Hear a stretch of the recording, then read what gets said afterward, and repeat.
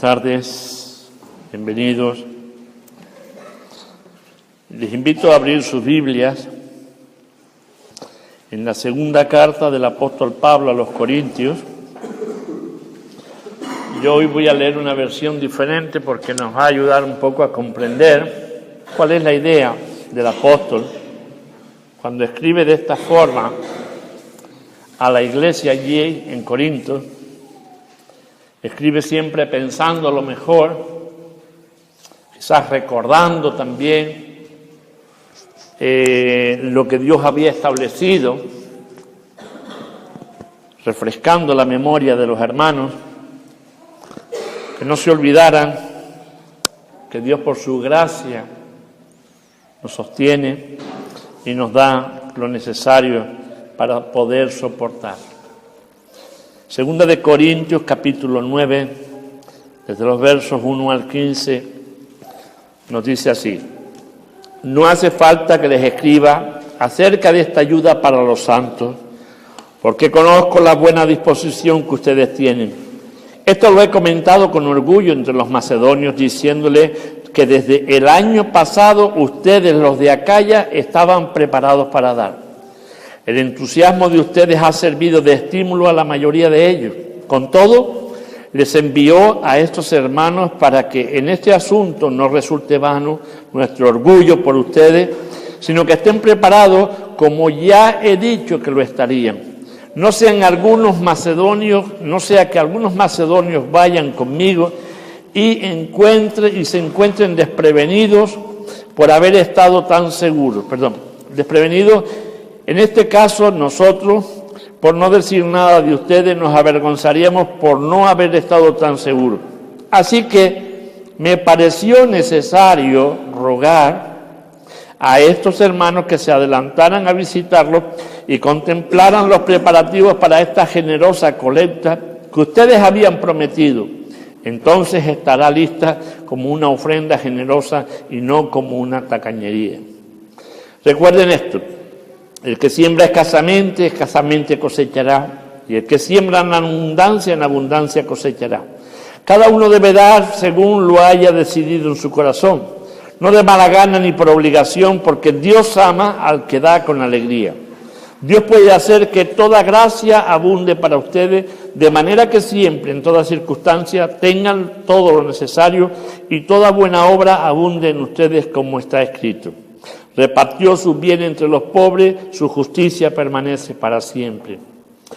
El que suple semilla al que siembra, también le suplirá pan para que coman y aumentaran los cultivos, y hará que ustedes produzcan una abundante cosecha de justicia. Ustedes serán enriquecidos en todo sentido, para que toda ocasión puedan ser generosos y para que por medio de nosotros la generosidad de ustedes resulte en acción de gracia.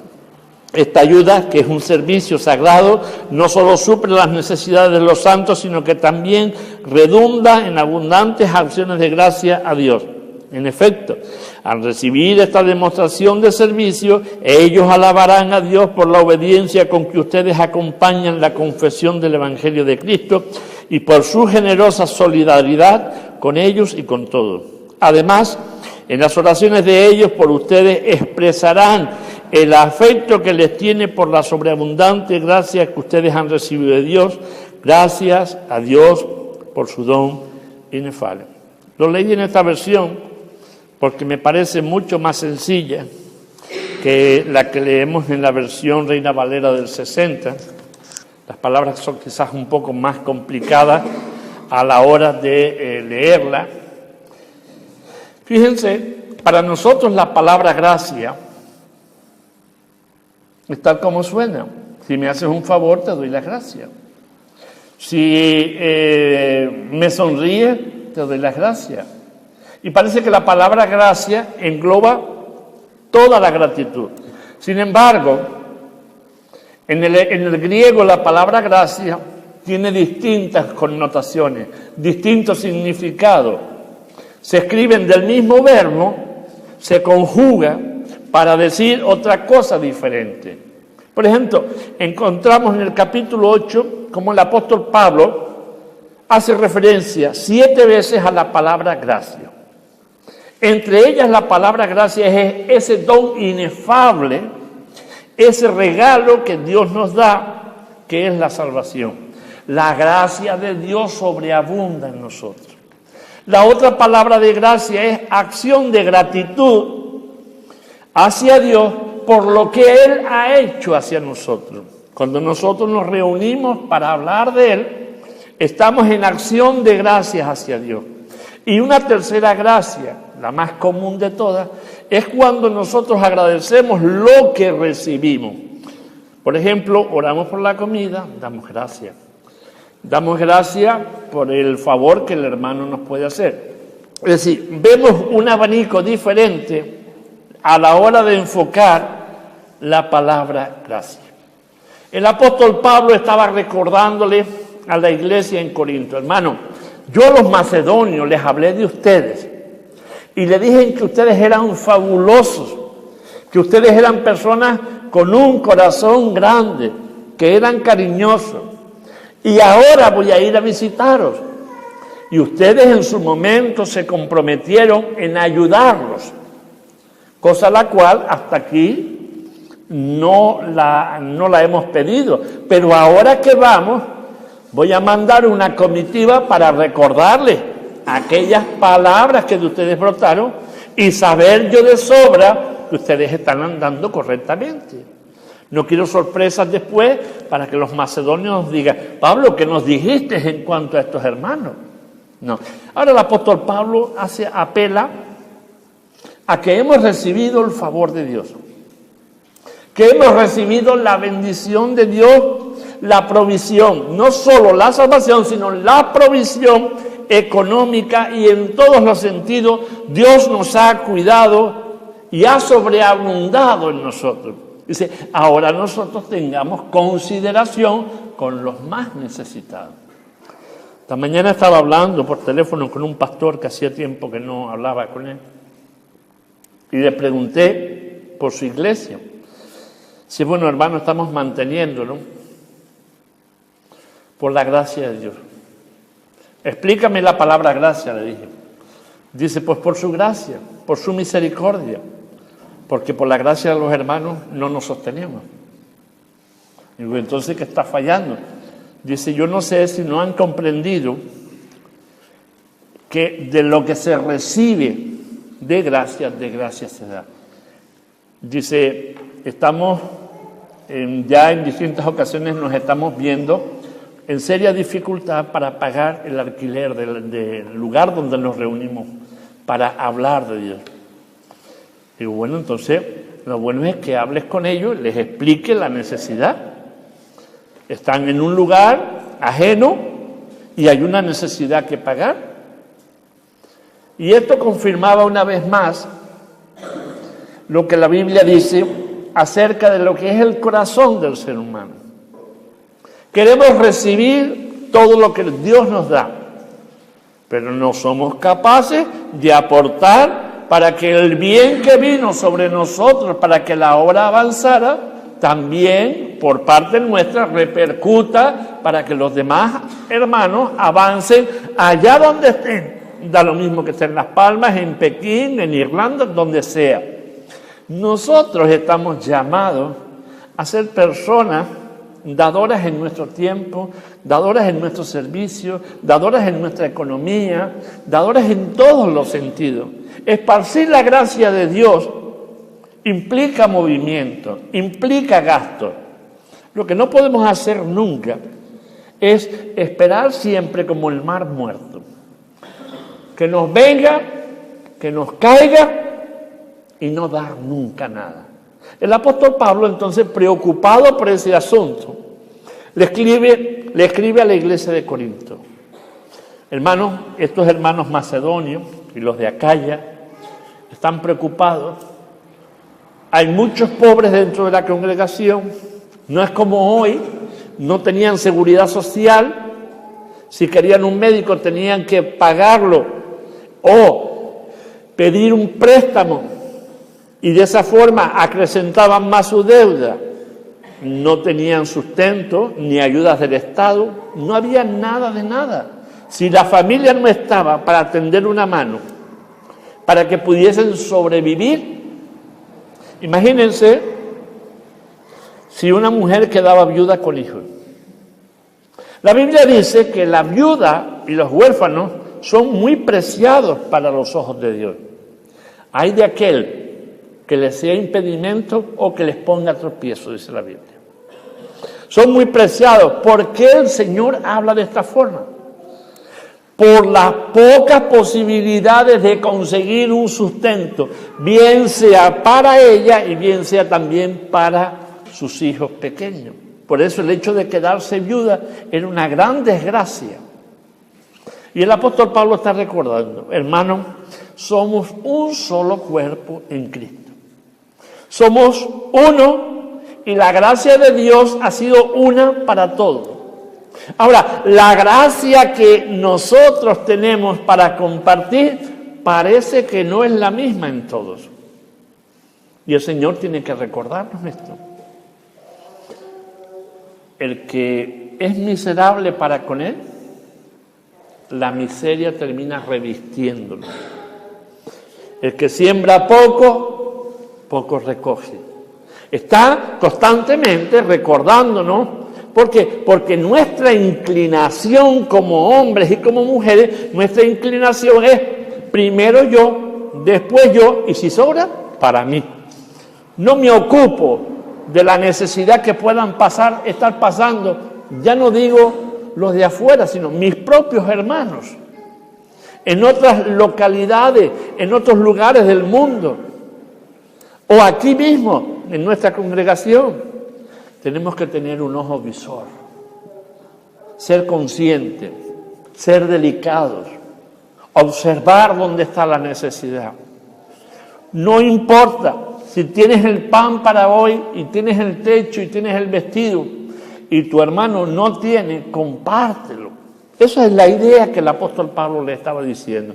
Los que vamos ahí, Pablo se buscaba la vida, Pablo hacía casetas y trabajaba, y con eso se iba sosteniendo. Es decir, él no pretendía ser carga para nadie. Pero habían otros que no tenían esas posibilidades. Otros que seguro se habían dedicado a la ganadería o a cultivar la tierra, pero no tenían medios. Si no tenían semillas, no tenían para plantar. Si no tenían animales, pues no tenían para comer ni para comerciar. Es decir, estaban en la misma, estaban en una miseria tal y necesitaban. Oiga, si hay una de las cosas que no es pecado, es comer. Comer en exceso es bula. Pero comer es una necesidad, lo mismo que beber fisiológica. Y eso se da en los seres humanos y en los animales. Y como tal, lo que quiero para mí, también tengo que quererlo para mi prójimo. Aquí el apóstol Pablo, en el versículo 7 de este capítulo que hemos leído, dice, por esto digo, el que siembra escasamente, también segará escasamente. La condición para dar sin tristeza. No des porque te sientas obligado. Si te sientes obligado, no sale de lo profundo de tu corazón, sino porque para que no digan o para que no hablen, mejor es que no des. No pasa nada para ti. Pero si vas a dar y lo das con alegría, vas a ver cómo ese fruto se multiplica.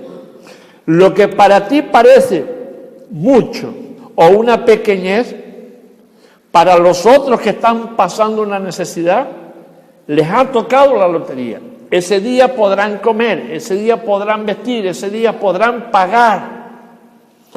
Entonces encontramos aquí, no des con tristeza. No por necesidad, dice la Biblia, para que Dios me multiplique. Miren, se está enseñando hasta nuestros días. Da al Señor 10 para que Él te dé 40. Eso es una mala enseñanza. Esa es una mala teología. Eso es intentar poner sobre las personas más carga que la que debe llevar. Porque usted está enseñando una teología de la prosperidad. Y Dios no está enseñando eso en las Escrituras. Dios es fiel para cuidarnos. Pero no me está diciendo a mí que por ambición, dale 10 para que Él te multiplique 40. Eso no lo van a encontrar ustedes en las Escrituras en ningún sitio. Esa teología es la invención humana para sostener un medio o para sostener unos requisitos que esa misma iglesia se ha impuesto.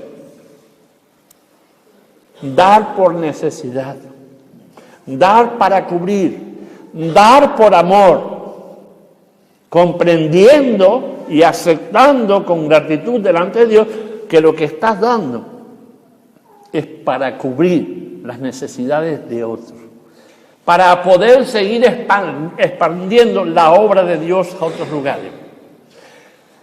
Los que se enriquecen pidiendo, esos van a ser los más miserables. Dios no duerme, y aquel que se enriquece a costa de sus hermanos, a costa de la debilidad o a costa de la enfermedad, ofrenda al Señor. Tú estás mal porque no has ofrendado y Dios te ha permitido y te ha mandado una enfermedad. Cuidado con maltratar las Escrituras para hablar de esta forma. No se puede usar las Escrituras para conseguir un medio. El medio que se consigue siempre tiene que ser hablar al corazón conforme Dios está diciendo que hablemos. Ayudarnos a sentir la sensibilidad, no para sentirnos incómodos, sino para sentirnos agradecidos. Cuando te vengan imponiendo, te vengan diciendo que tú estás así por causa de tu pecado, que tú estás así por causa de que le has quitado a Dios, por causa de que le has robado. Hay que analizar cada causa. Yo estuve hablando con los chicos el viernes en la reunión de oración acerca de las 3 formas o los 3 tipos de pecado. Y mencioné un poco por encima. Entonces, eso es para desarrollar. La teología del pecado es para desarrollarla con calma. Y de las cosas que podemos ver dentro del pecado es la no obediencia a Dios. Yo les decía, ¿creó Dios el mal? Dios creó el bien, y hay cristianos que están enseñando que también Dios creó el mal. Realmente, si ustedes leen el Génesis con detenimiento, dice que cuando Dios creó los cielos y la tierra, todo le parecía bueno y todo estaba perfecto. Y vio Dios que era bueno. Dios no crea el mal, Dios no se puede contradecir. Según San Agustín de Hipona dice, el mal es la ausencia del bien. Pues por tanto, todos los seres finitos, no digo infinitos, finitos, los mortales, los que tenemos el tiempo contado, son los que nos sumamos a ese carro de ausentar el bien de nuestras vidas para hacer lo que yo quiero.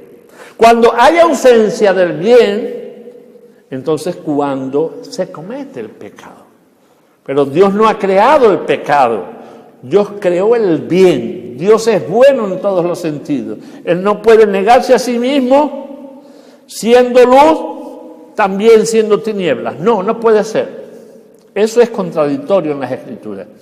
Entonces, cuando se malusa la palabra de Dios para enseñar, para sonsacar, para autoabastecerse uno mismo, tarde o temprano se recogen los frutos de esa mala acción. Uno tiene que enseñar con honestidad, estimular el corazón para que con humildad, si has recibido de Dios la salvación, su gracia, ahora que tu gratitud por lo que Dios ha hecho hacia ti es el hecho de que tú le sirvas, que inviertas tu tiempo en Él, que inviertas tu casa en Él, que inviertas tu economía en Él, que sea todo en Él, porque nada de lo que tienes cuando te marche te lo vas a llevar. Nada. Y qué mejor inversión que en Dios mismo. tenemos que revertir sobre el Señor. Condición para dar. Dios se complace con el que aporta sin egoísmo en su corazón. Dar, pensando, voy a darlo porque voy a recibir. Eso es egoísmo. Mejor es que no des. Mejor es que te lo quedes. Úsalo como tú creas conveniente. No lo pongas para la obra de Dios, porque ese dinero viene a ser como el dinero que pasó con Judas. Cuando cogió las 30 monedas de plata, nadie las quería después cuando fue a devolverlas. A todo el mundo le quemaban las manos, porque por 30 monedas de plata vendió Judas a Cristo. ¿Y saben qué hicieron? Al final decidieron, con ese dinero, comprar el terreno donde Judas se había ahorcado y había muerto, y lo dejaron allí para enterrar a los extranjeros. No se les dio más uso a ese dinero. Era un dinero ilícito, un dinero que quemaba, un dinero que no había sido ganado honestamente. Nadie lo quería, ni los mismos sacerdotes. No, esto es tuyo. Esto se te pagó a ti, este dinero nos quema a nosotros en las manos. Todo lo que se haga o se intente dar a Dios, sea en nuestro tiempo, sea en la economía, sea en lo que sea, si lo hacemos forzado, recuerden que es como el dinero que recibió Judas, que no tiene valor ninguno. Cada uno puede tomar como quiera, pero a esa conclusión llega la gracia de Dios. Lo que no das de corazón, mejor es que no lo des. Y si lo que vas a dar, luego lo vas a estregar por la cara, lo mejor es no comenzar. Preparar los corazones encontramos en el versículo 5 y 6 de este capítulo de 2 de Corintios. Preparar los corazones para recoger la ayuda para los necesitados. Pablo les estaba diciendo, hermanos míos amados, van a sentir el gozo de que aquella aportación que ustedes han ido haciendo y han apartado, ahora va a servir para paliar el hambre y la necesidad de los hermanos que están en Acaya y en Macedonia. Pablo estaba diciendo, lo que ustedes están invirtiendo, sepan ustedes que recae sobre aquellos hermanos que están allí. Miren, cuando Cristo hizo la gran comisión y envió a los apóstoles a ir y predicar el evangelio, ¿qué hicieron los apóstoles? Se quedaron en Jerusalén. Dice el Señor, así no va a escuchar nadie nunca el evangelio. Qué cómodo es estar predicando en la casa sentado. Entonces el Señor permitió la persecución hacia los cristianos y ellos tuvieron que huir a Macedonia, a Acaya y a todo el resto del continente a predicar la palabra. Gracias a ese esparcimiento, los macedonios, los de Acaya, los de aquí, los de allá, pudieron encontrar la gracia de Dios. O la gracia de Dios los encontró a ellos. Ahora ellos han creído en el Señor, pero están pasando una circunstancia de necesidad que tiene que ser suplida de una forma u otra. Dios no abre el cielo y deja caer el dinero. Dios nos utiliza a hombres y a mujeres como usted y como yo, que tienen disposición y tienen misericordia hacia el ser humano para poder tenderle una mano. Si ves a alguien que está pasando hambre, lo dejas pasar, lo dejas seguir. Si te están pidiendo para comer, a mí en la calle me piden para comer cualquiera, ven, yo te compro algo de comer. Ya no les doy dinero, porque los vicios y la mentira están a la orden del día. No lo dejes pasar. Lo mismo tampoco debes dejar pasar a tu hermano o a tu hermana. Esté donde esté, lo que tú aportes para ellos, ellos lo recibirán. De eso doy fe que es así. En los versículos 5 y 6 de este capítulo, entendemos que debemos mostrar nuestra generosidad al Señor. Y la mejor forma es que quien mira al prójimo con amor es como si estuviese mirando al mismo Cristo. Quien ofrece al prójimo es como quien le está ofreciendo al mismo Dios. Si a uno de estos de mis pequeñitos, cuando tuvo hambre, no le diste de comer, tampoco le diste de beber, ¿tú crees que tienes derecho a que yo haga contigo eso? Por cuanto a ellos se lo hiciste, a mí me lo hiciste, dice el mismo Dios. En cuanto hacemos misericordia con ellos, Dios se agrada. Lo que no se puede agradar nunca es cuando no hacemos misericordia. La obra de dar es una obra de misericordia. Entra dentro de la gracia de Dios, porque Dios reblandece nuestro corazón para que seamos hombres y mujeres agradecidos en todos los sentidos. Yo creo que les he contado lo que hacía el creador de la pasta de Colgate. Creo que sí. Él le dijo al Señor, Señor, por cada tubo de pasta de Colgate que yo venda, te voy a dar el 10%, por cada tubito. Y el hombre empezó vendiendo su remesa. Le dio al Señor el 10%. En la segunda remesa, Señor, te voy a dar el 20% de cada remesa que venda. En la segunda remesa la vendió toda, 20% hacia Dios. Así fue hasta que llegó casi entre un 70 y un 80% de todas sus ganancias y de toda la producción mundial que él estaba sacando. Se comprometió con el Señor entre un 70 y un 80%, y aún con el 30% restante le daba para mantener a sus empleados, le daba para mantener la fábrica y le daba para mantenerse a sí mismo. Cuando encontramos corazones agradecidos como estos, que invierten en obreros, en misioneros, en pastores, en hermanos con necesidades, Dios se conmueve, Dios multiplica las cosas, las bendice. ¿Ve? Ahí ya no estoy hablando de teología de la prosperidad, estoy hablando de la bendición de Dios cuando uno obedece de corazón y aplica los principios bíblicos. Debemos mostrar generosidad. En el versículo 6 dice, en la medida de la siembra será la recogida de la cosecha. Si siembro escasamente, escasamente voy a recoger. Si siembro en abundancia, abundancia tengo que recoger. Vivamos para congratularnos, para estar a bien con el Señor. Vivamos agradeciéndole lo que costó rescatarnos. Dando al sembrador, al hambriento, dice en el versículo 10, aumentará sus bendiciones. Recuerdan el coro que dice, cuando combatido por la adversidad, es un himno, veas ya perdida tu felicidad, cuenta las riquezas que el Señor te dio y de las tinieblas nacerá la luz. Bendiciones, ¿cuántas tienes ya? Mira hacia atrás. ¿De cuántas te sacó el Señor?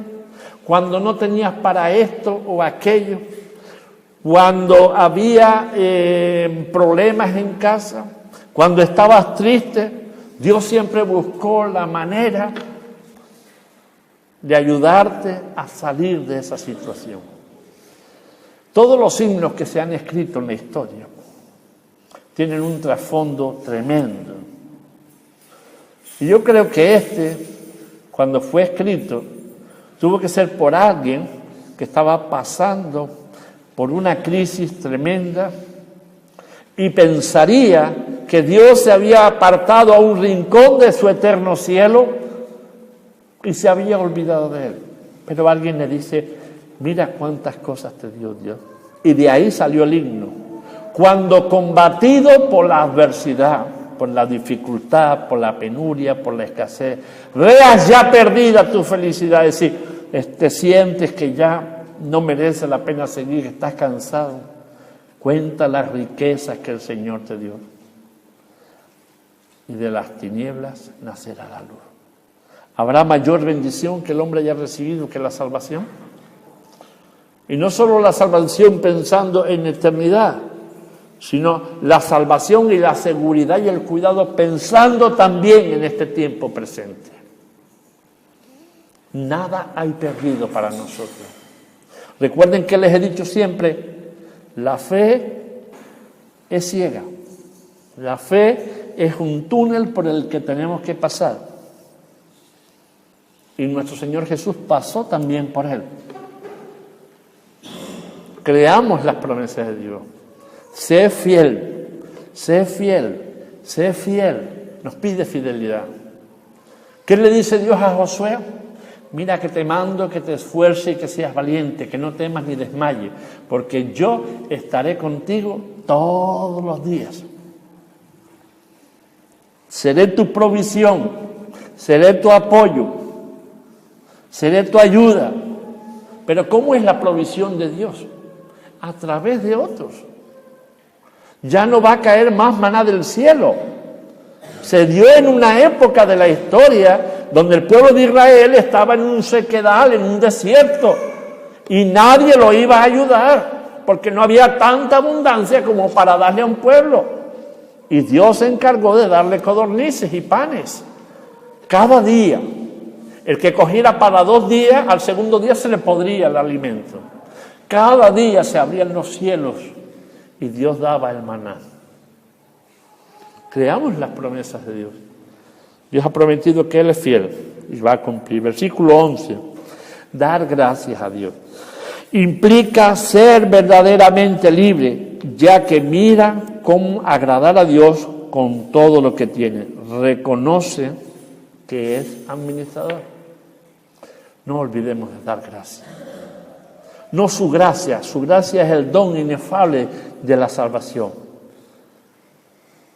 Es la gratitud que brota de un corazón alegre por el bien que hemos recibido. Termino. 3 gracias encontramos en este texto. Parte de un solo verbo y se declina en 3 partes. Con nuestro servicio santo y sincero adoramos a Dios. La tercera palabra que encontramos aquí es acto de adoración. Lo que estamos haciendo en esta tarde, esto es un acto de adoración al Señor. El escuchar su palabra, el asentir a lo que Dios está diciendo, el buscar la edificación, es un acto de adoración. Aunque estén sentados, estén quietos, el Espíritu ministra, el Espíritu Santo está ministrando nuestros espíritus. Y nos está diciendo que la misma condición que sufrieron los macedonios y los de Acaya, también las están sufriendo muchos hermanos nuestros en distintas partes del mundo. Y que tenemos que ser hombres y mujeres que estén preparados, que seamos capaces de darnos a nosotros mismos. Muchas veces me pregunto que las generaciones que están saliendo, las nuevas generaciones, en las iglesias, apenas muestran interés por la palabra de Dios. Apenas se les dedica tiempo a leer la palabra de Dios. Apenas les dedican tiempo a indagar, profundizar para saber quién es Dios. Yo me pregunto, Señor, ¿qué va a hacer de la iglesia en este tiempo? Cuando ya nosotros nos vayamos envejeciendo y estemos cascaditos, que ya no podemos estar al frente, ¿cómo va a surgir esto? Y después de preguntármelo muchísimas veces, yo digo, bueno, ¿por qué me preocupo por este asunto? Yo debo dedicarme a enseñar, a instruir, a preparar. La iglesia es del Señor y Él sabe sus cosas. Pongamos interés en invertir en Dios, porque nuestra inversión en Dios no cae en vano, no cae en saco roto. Nuestra inversión en Dios, independientemente de que a Dios le agrada, beneficia a todo su pueblo y a los que no son su pueblo. Hemos sido llamados para llevar la gracia. Y la gracia en todos los sentidos. Si siembras poco, poco recoges. Así que piensa cuál es tu situación. Intenta por todos los medios ser hacedor de la palabra de Dios. Procura entenderla y entendiéndola ser hacedor de ella, para que Dios bendiga tu vida y la vida de los que están contigo, los que te están mirando. Vamos a cerrar nuestros ojos, vamos a orar por la palabra. Señor, encontramos a través de tu palabra que nos olvidamos con mucha frecuencia, Señor, de nuestro compromiso contigo.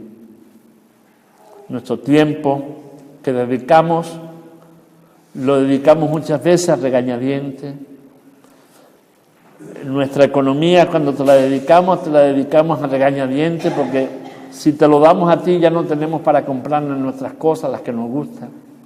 Miramos siempre, Señor, para esta parte terrenal que nos ata, no haciendo tesoros para la eternidad. Señor, ayuda a tu iglesia en la faz de la tierra. Conmueve el corazón de todos los que han nacido de nuevo, para que a través de su mirada, a través de su esfuerzo, a través de su aportación, otros sean consolados y que crezcan en conocimiento y en santidad. Y a su vez ellos que han sido consolados también puedan consolar a otros. Esto, Señor, es una cadena que no se puede romper. Que tu gracia y tu misericordia alcance una vez más a tu pueblo. Que tu verdad, Señor, reine en nuestras vidas. Y que nuestros corazones, Señor, se hagan sensibles a tu palabra. Gracias te damos en el nombre de Jesús. Amén.